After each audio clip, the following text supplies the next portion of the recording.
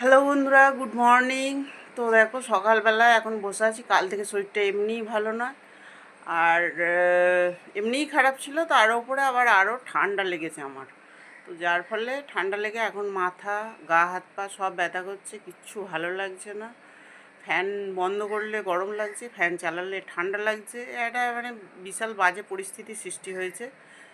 যাই হোক, কালকে তোমাদের বলেছিলাম যে শাড়িটা কালকে কমপ্লিট করব, কিন্তু হয়নি। কাল শরীরটা এতটাই খারাপ ছিল, আমার ভালো লাগেনি নিয়ে বসতে। তো আজকে সকালেই নিয়ে বসেছি, দেখাচ্ছি তোমাদের। দেখো, এই যে এই শাড়িটা আজকে কমপ্লিট করে ফেলবো। একটুখানি আছে, এতটা আছে, সকালে বসেছি এতটা আছে।